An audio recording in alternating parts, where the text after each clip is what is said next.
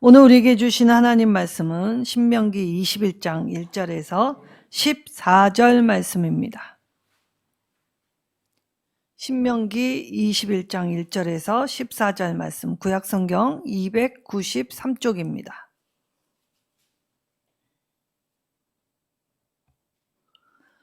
우리 한 절씩 교독하도록 하겠습니다. 내 하나님 여호와께서 내게 주어 차지하게 하신 땅에서 피살된 시체가 들에 엎드려진 것을 발견하고 그 쳐 죽인 자가 누구인지 알지 못하거든. 너희의 장로들과 재판관들은 나가서 그 피살된 곳의 사방에 있는 성읍의 옹거를 잴 것이요. 그 피살된 곳에서 제일 가까운 성읍의 장로들이 그 성읍에서 아직 부리지 아니하고 멍에를 매지 아니한 암송아지를 취하여 그 성읍의 장로들이 물이 항상 서로도 같게 도와주고 씨를 뿌린 일도 없는 골짜기로 그 송아지를 끌고 가서 그 골짜기에서 그 송아지의 목을 꺾을 것이요.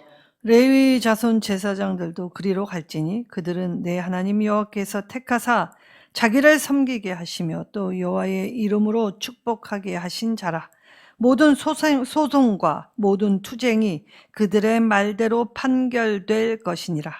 그 피살된 곳에서 제일 가까운 성읍의 모든 장로들은 그 골짜기에서 목을 꺾은 암송아지 위에 손을 씻으며 말하기를 우리의 손이 이 피를 흘리지 아니하였고 우리의 눈이 이것을 보지도 못하였나이다. 여호와여 주께서 통정하신 주의 백성 이스라엘을 사하시고 무죄한 피를 주의 백성 이스라엘에 머물러 두지 마옵소서 하면 그 피 흘린 죄가 사함을 받으리니 너는 이와 같이 여호와께서 보시기에 정직한 일을 행하여 무죄한 자의 피 흘린 죄를 너희 중에서 제할지니라. 내가 나가서 적군과 싸울 때에 내 하나님 여호와께서 그들을 내 손에 넘기심으로 내가 그들을 사로잡은 게 내가 만일 그 포로 중에 아리따운 여자를 보고 그에게 연연하여 아내를 삼고자 하거든 그를 내 집으로 데려갈 것이요 그는 그 머리를 밀고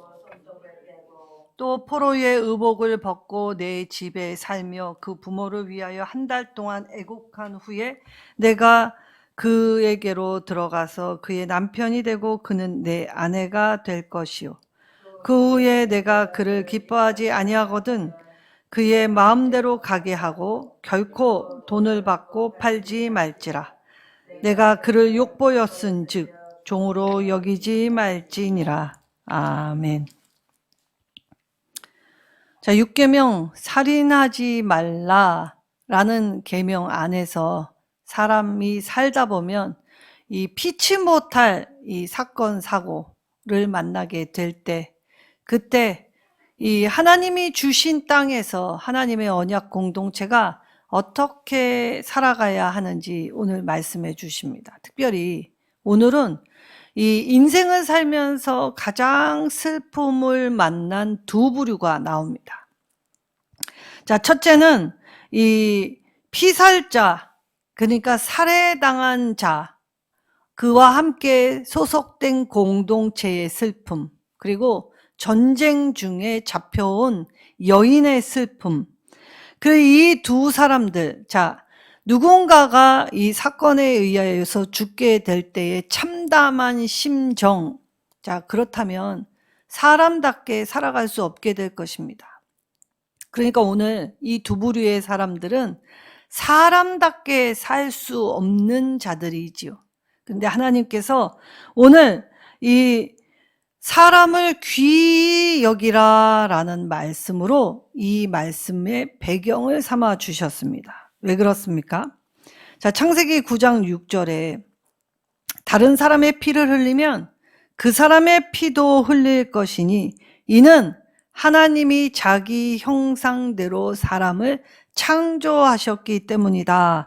지으셨다라고 하였지요. 그러니까 하나님이 사람을 보실 때 하나님의 형상으로 여겨주셨다는 것입니다.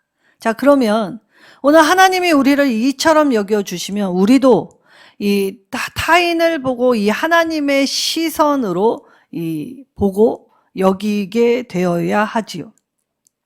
자, 하나님의 형상을 지닌 사람, 이 매우 귀하고 또 사실 그가 죄를 인정하고 고백하지 않더라도 하나님은 그를 위해서 자신의 외아들을 제물로 삼아 우리의 죄를 깨끗게 하시려는 구원의 계획을 이루어 주셨습니다. 그래서 우리 안에 심긴, 우리 안에 하나님의 형상이 깨어진 그 부분이 회복될 수 있도록 함께하여 주셨지요.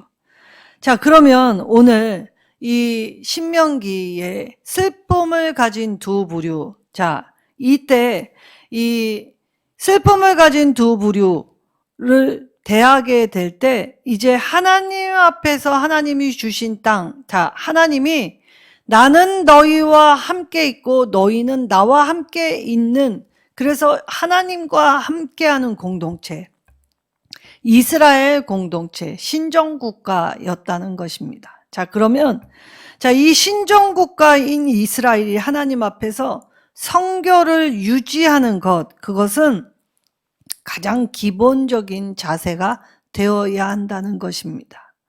자, 이때 공동체의 이 보호 규정으로서 하나님의 통치가 이루어지는 곳, 자, 이때, 자, 들에서 사람이 죽었다라고 하였지요. 자, 들은 이 히브리어로 보면 인적이 드문 곳, 경작되지 않은 땅이라는 뜻입니다. 그러니까 여기에 이 증인이 없었다는 것입니다.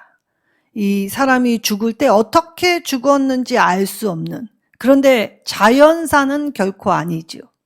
고의로 지은 죄로 인하여 이 죽었다는 것입니다. 그래서 1절에 피살된 시체가 드레라고 할 때 이 피살된 시체라는 이 히브리어가 할랄이라는 단어입니다. 찔림, 그리고 치명적인 상처, 살해라는 뜻을 담고 있죠. 그러니까 이 피살된 이 사체는 이 폭력적인 흔적이 시신에 남아 있었다는 것입니다. 그러니까 이게 어떠한 불의의 사고에 의해서 죽은 것이 아니라 이 누군가에 의해서 죽었는데, 이 누군가에 의해서 죽었는지는 누구도 알 수 없는 상태. 그러나 누가 아십니까? 하나님이 아시죠.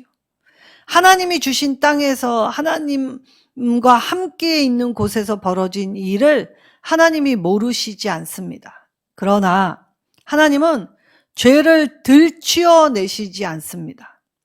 죄인을 선별해서 이 자가 바로 그 자다라고 하시지 않죠. 오히려 공동체 안에 죄를 제거하는 일에 열심을 내십니다.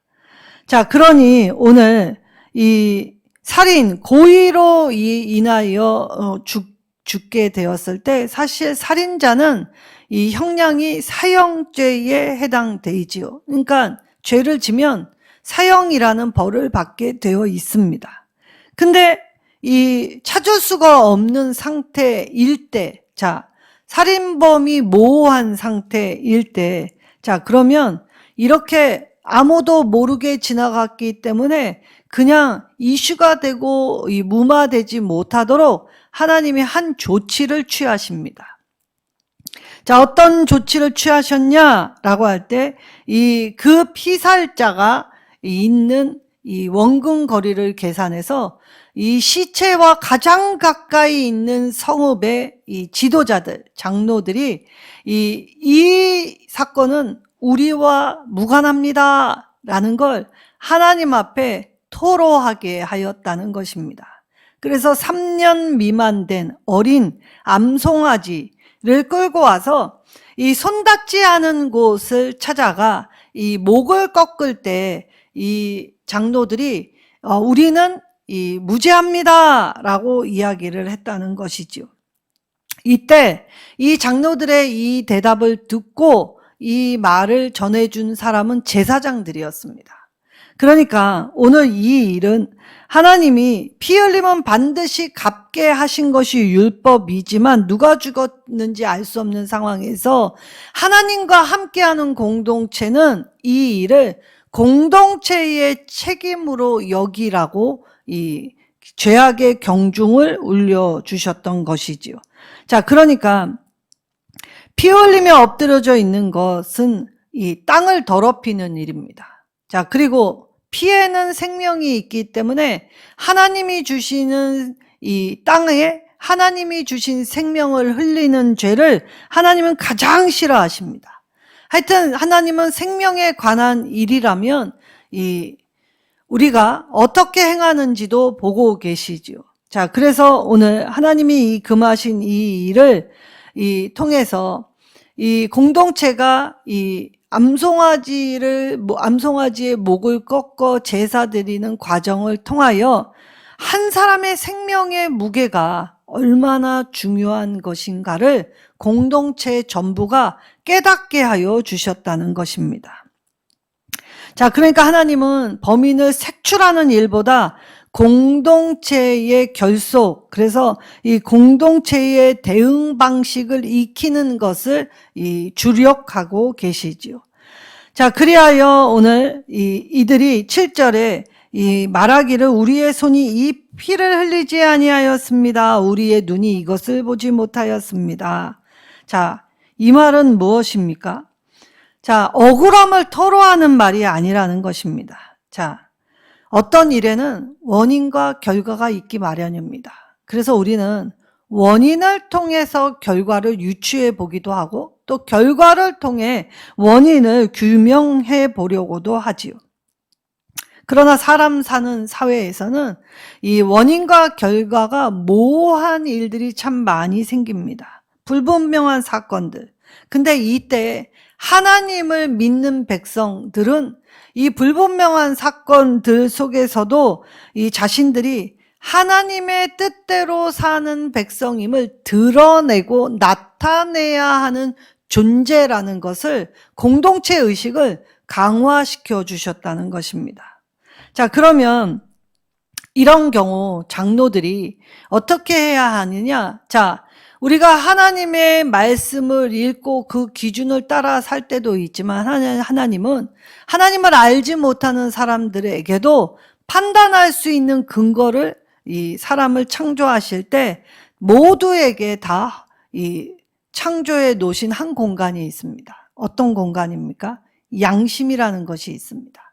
그러면 이 양심의 판단을 따라 이 합리성 그리고 공정함을 추구하게 될 때 이것이 하나님이 우리를 다스리는 통치의 도구로 사용되지요. 그러니까 우리가 알 수 없는 이 살인사건에 나 몰라라 무관심하는 것이 아니라 이 일은 곧 우리의 일이다 라는 생각을 가지고 하나님 앞에서 하나님을 믿는 성결된 삶에 특별히 생명이 상할 뿐만이 아니라 생명이 죽은 이 사건 앞에서 이 자신들이 하나님 앞에 이 일로 하나님의 저주, 하나님의 심판을 받지 않게 하기 위한 이 참회와 이 하나님 앞에 잘못을 고백하는 이 회개의 방식이 있어야 한다는 것입니다. 자, 그러니까 오늘 우리의 사회에 일어나는 일은 바로 우리 책임이라는 것이죠. 자, 그리고 더 세분해서 보면 우리 그리스도인들의 책임이라는 것입니다. 먼저 알고, 많이 알고, 깊이 아는 사람, 많이 배운 사람, 그리고 그 책임의 경중을 깨달은 사람들의 책임이라는 것이었지요.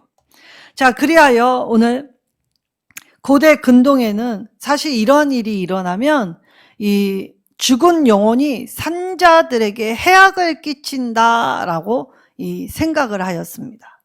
그래서 집안에 아니 또 혹은 이 집을 살 때에 이 자살을 했거나 여기에 사건 사고로 생명이 상한 집들은 어떻게 됩니까? 굉장히 헐값에 팔리게 됩니다.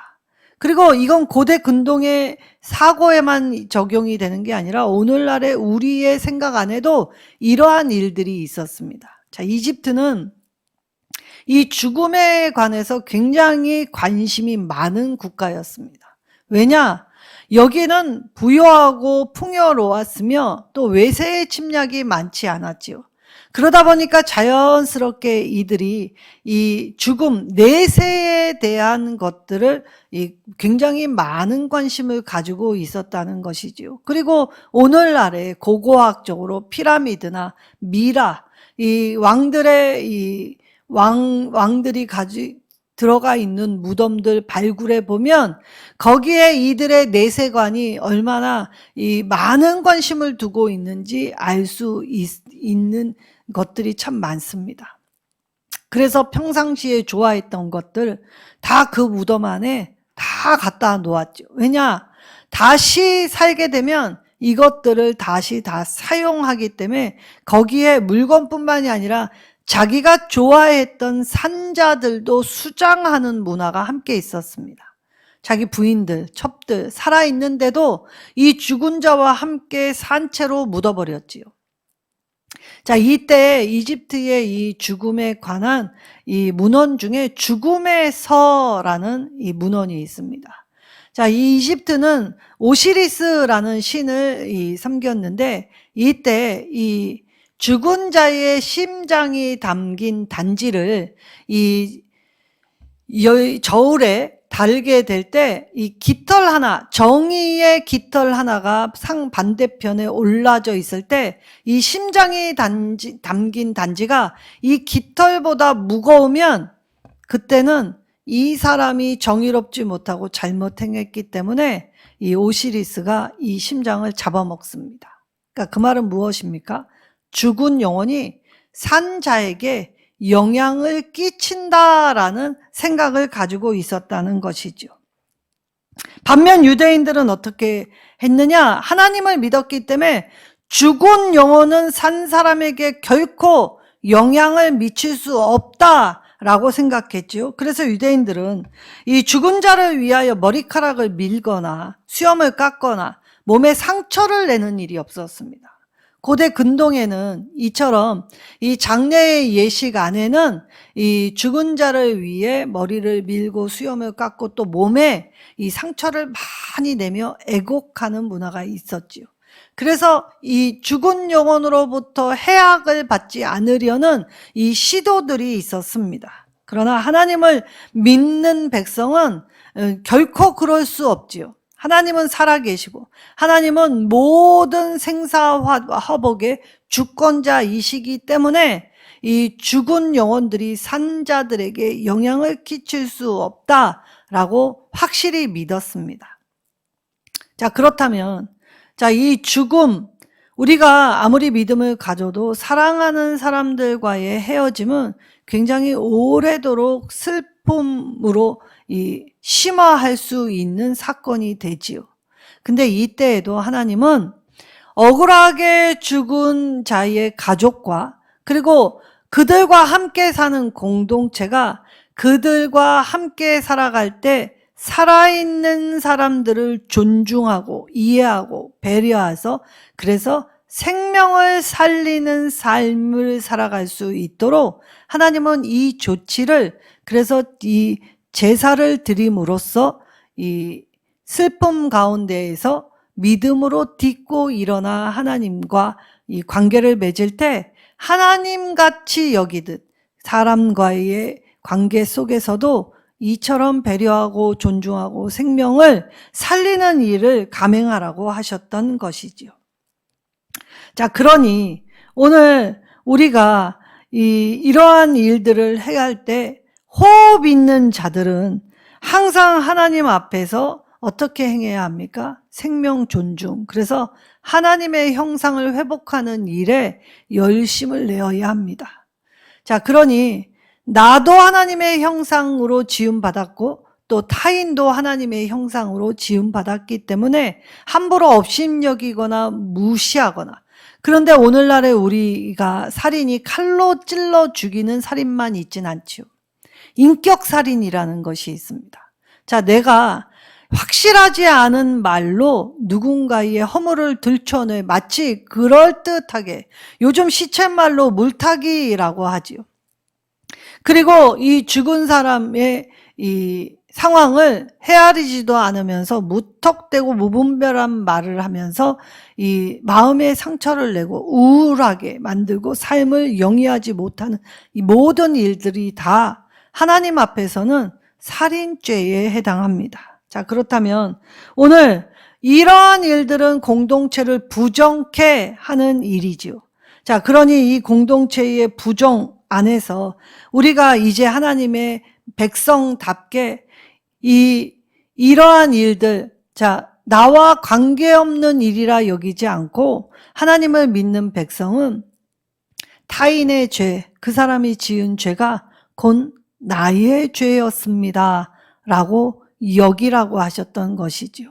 그러니까 오늘 성결하기 위해서 우리는 공동체로서의 반응, 그래서 사회적 책임이 중요함을 가르쳐 주셨던 것입니다. 그러니까 나 한 사람의 이기심이 아니라 우리는 함께 걸어가는 사회의 일원이라는 것이죠.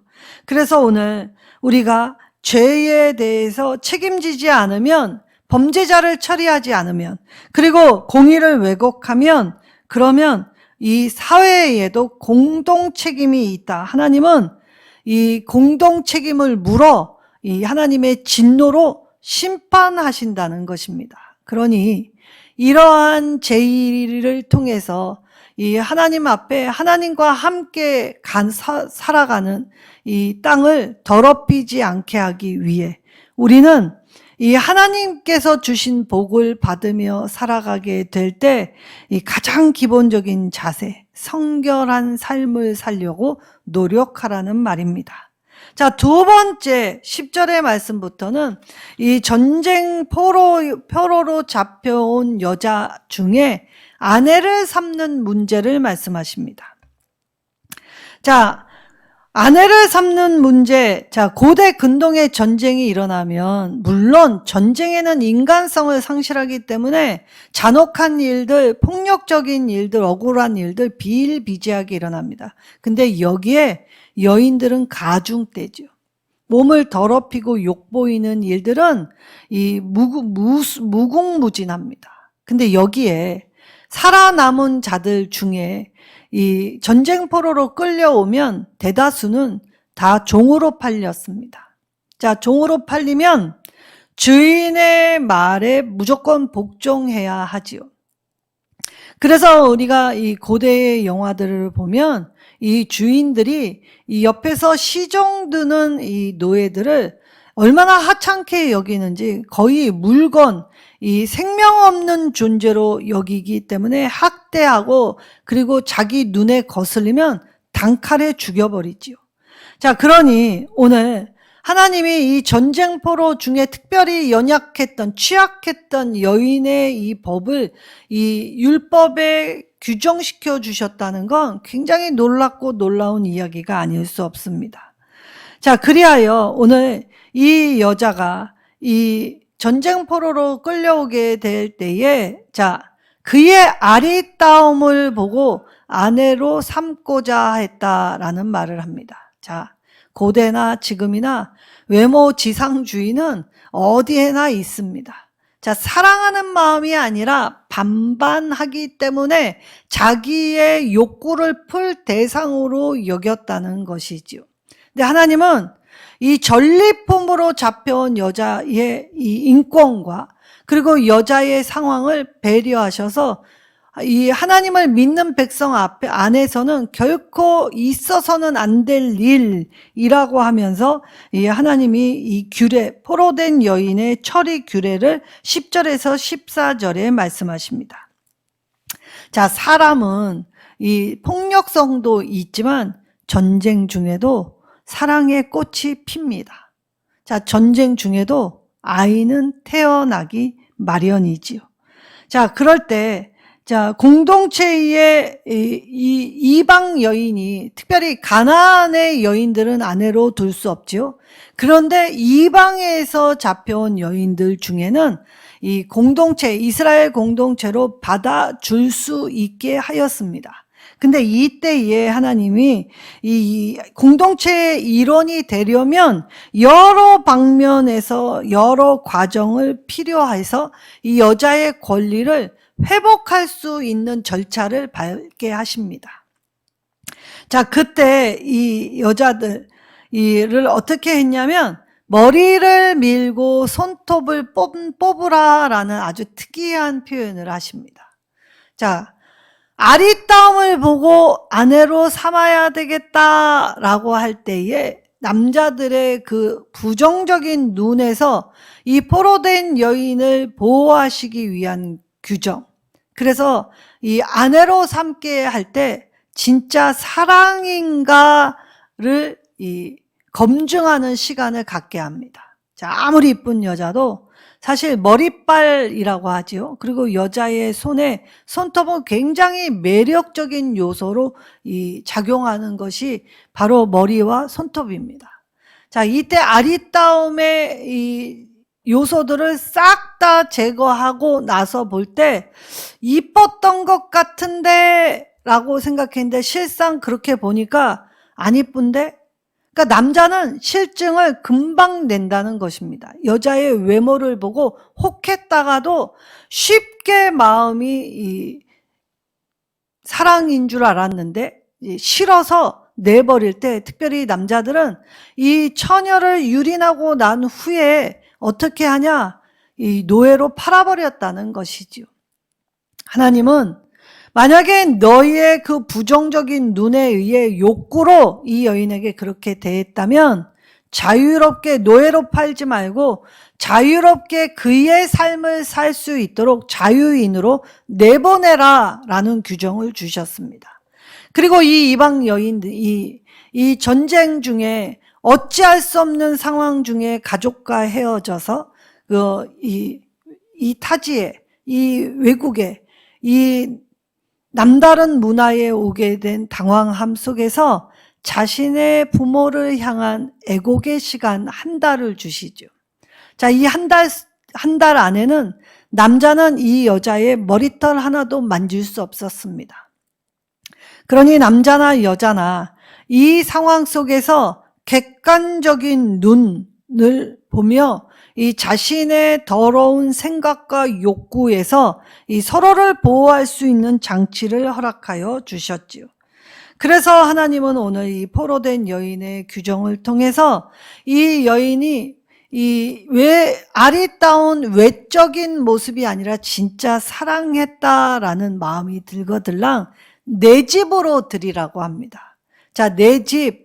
내가 욕망을 푸는 장소가 아니라 내 삶의 기반을 둔 곳, 거기에 아내로 삼게 되면 자녀의 번성함, 그러니까 이제 아내뿐만이 아니라 어머니의 역할, 그리고 그 가족 구성원 안에 이제 모두가 하나가 된 공동체가 될 수 있도록 하기 위해서 하나님은 이 전쟁 포로, 여자 포로의 규정도 이처럼 세밀하게 말씀하여 주셨지요. 자, 하나님의 형상을 이처럼 회복하고 대우함에 있어서 우리가 제일 먼저 깨달아야 하는 것은 우리의 잘못된 욕심, 욕망, 생각으로 내 생각으로 남을 재단하고 판단하지 말라는 것입니다. 자, 하나님은 오늘 그가 몸을 깨끗이 하게, 그래서 머리 밀고 손톱 베고 포로의 옷을 벗게 될 때 이 성결한 삶은 이스라엘 공동체뿐만이 아니라 이스라엘 공동체 안에 들어온 이방인에게까지도 요구하시는 덕목이지요.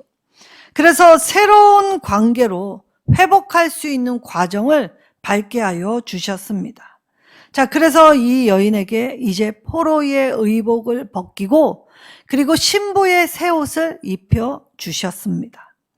자, 책임은 죄를 저지른 사람이 반드시 져야 하지요. 그러나 하나님을 믿는 백성은 이 땅의 억울함, 이 땅의 분노, 이 땅의 잘못된 모든 것이 바로 우리의 책임이다 라는 것을 깨닫고, 그래서 나라와 민족을 위해, 그리고 우리의 교회를 위해, 가정을 위해, 우리가 거하고 있는 공동체를 위해 기도하며 하나님 앞에 나의 책임임을 깨달아 나의 죄를 고백하여 나부터 꽤 새로운 삶을 살아갈 수 있게, 그리고 이전의 삶과는 전혀 다른 차원의 모습이 될 수 있게 해 주셨다는 것이죠. 자, 그러면 오늘 하나님은 이 두 부류를 통해서 공동체의 부정을 해결하셨습니다. 그리고 다 같이 살리는 방향으로 나아갈 수 있도록 인도하셨지요. 그래서 하나님의 공동체는 사람을 살리는 공동체입니다. 새로운 삶을 위하여 예수를 믿기 전과 후가 똑같다면 그건 진짜가 될 수 없지요. 우리가 누리는 삶은 예수님의 희생으로 선물로 부여받은 것입니다. 그렇다면 우리도 내가 받은 이 참사랑을 누군가에게 전해주는 일, 누군가를 기다리고 누군가를 위해 나아가는 일, 자, 피살자의 심정으로 돌아가야 하겠지요. 자, 내가 겪어보지 못했다면 사실 섣부른 말은 주의해야 하는 것입니다. 피살자의 심정으로 살아가는 공동체원들을 살리는 우리가 되어야 하지요. 교회는 예수님을 따라, 예수님의 본을 따라 한 생명의 귀중함을 여기고, 그리고 사람을 살리는 공동체로 살아가기를 결단하고 소망하며 그 열매를 거두는 곳이 되어야 합니다. 하나님은 오늘 이 두 규정을 통해서 인생에 맛보는 슬픔 속에서도 새로운 인생의 방향, 그래서 속량이라는 말씀을 하셨지요. 오늘 이 속량이라는 히브리어 용어가 참 재미있습니다. 자, 3살 미만의 어린 암송아지의 목을 꺾을 때 이스라엘의 전체를 속량하는 일이라 하셨지요. 자, 이 속량이라는 말은 출애굽을 의미하는 단어입니다. 자, 출애굽, 이들이 온전해서 건지신 것이 아닙니다. 세상 모든 나라와 민족 중에 가장 약자, 소수였기 때문에 이스라엘을 부르시고 이스라엘을 건지시고 이스라엘을 이 종되었던, 눌렸던, 죽음에 가득 차 있던, 사망의 그늘이 가득 차 있던 애굽에서 건져서 하나님이 약속해 주신 땅, 하나님이 복 주시기로 작정하신 그 땅, 출애굽이었지요. 자, 우리에게 하나님은 항상 우리의 잘못된 모든 모습 속에서 전적인 하나님의 은혜를 베풀어 주셨기에 이 하나님의 속량에 의해서 우리는 하나님이 예비해 주신 저 천성을 향해 날마다 걸어가는 공동체가 되었습니다. 자, 이때 죄에 대한 책임을 내가 짊어지겠습니다 라고 결단해야 하지요. 그리고 오늘 우리는 나도 그러한 시절이 있었다, 나도 저런 때가 있었음을 잊지 말아야 합니다. 그럼에도 불구하고 나에게 주신 큰 은혜를 기억하며 살아야 하죠. 이때 내 부주의한 말, 내 성급한 말, 그리고 내가 섣불리 내뱉었던 말, 무시했던 말, 공허한 말들, 수근수근했던 말들, 이러한 것들로 쓸데없이 사람을 낙심케 하고 절망케 한 일이 있다면 하나님, 내 입술을 지켜주시고 이제 하나님의 백성답게 하나님 슬픔을 위로하고 함께하며 하나님이 나에게 허락해 주신 시간 속에서, 삶 속에서, 머무는 장소 속에서, 관계 속에서 이제 하나님의 형상을 대우하며 누구를 보든지 무엇을 하든지 항상 죽게 하듯 하는 삶의 자세를 갖추겠습니다. 결단할 때 오늘 우리가 복 받으며 살아가는 자로서 하나님이 요구하시는 성결된 삶, 성화의 삶 살아가시는 저와 여러분 되시기를 예수님의 이름으로 축원합니다.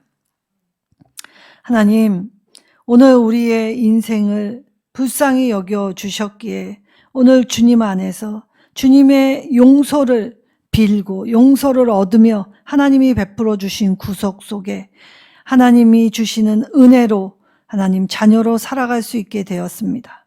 용서받은 죄인이라는 사실을 날마다 기억하는 내가 되게 하옵소서. 우리 말씀 붙잡고 주여 한번 부르짖고 기도하겠습니다. 주여. 아버지 하나님 감사합니다. 하나님, 순간순간 내 생각을, 내 감정을, 또 내가 하고자 하는 걸 절제하지 못해서 잘못 행하였던 모든 것들을 용서하여 주시옵소서.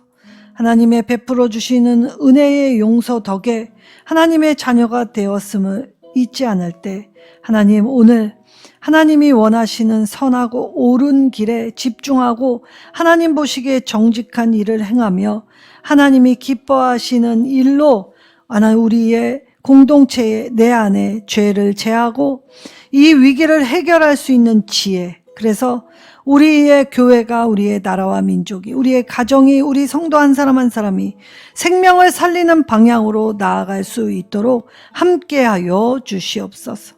아버지여, 이 엄중한 하나님의 말씀 앞에 함부로 여기지 않게 하여 주시고, 하나님, 우리가 하는 작은 손길, 눈길, 말씨, 맵씨, 그리고 행하는 모든 것들이 이제 예수 그리스도께서 나에게 주시는 생명의 능력으로 나도 이제 사람을 살리고 전하고 증거하는 자로서 하나님이 주시는 은혜 안에서 바르게 살아갈 수 있도록 도와주시옵소서. 속죄의 물을 뿌려주시고 하나님 몸을 정결케, 영혼을 깨끗하게, 그래서 하나님이 주시는 은혜를 받아 이제 내 신분의 회복을 주셨사오니 옛 습관, 옛 죄악된 모습으로 돌아가지 아니하도록 이제 주님과 함께 선 모든 곳에 협력함이 있을 수 있도록 도와주시옵소서. 우리 모두가 주님의 은혜를 간구할 때 주의 성령님, 우리 안에 충만케 하시는 역사로 돌보아 주시고 지켜보아여 주시옵소서. 예수님의 이름으로 감사하며 기도하옵나이다. 아멘. 우리 일선 누림교회 환우들 부모님들, 그리고 한 사람 한 사람 하나님의 형상을 지닌 가치를 지극히 존귀하고 보배로운 자녀로서 이제 내 죄를 자복하고 회개하여 하나님이 주시는 구속의 은총 위에서 하나님의 형상을 회복하실 때 하나님 육체와 영이 강건케 하여 주시고 하나님의 하실 일을 참여하는 자로서 나아갈 수 있도록 우리의 생각을 넓혀달라고 주여 한번 부르짖고 기도하겠습니다.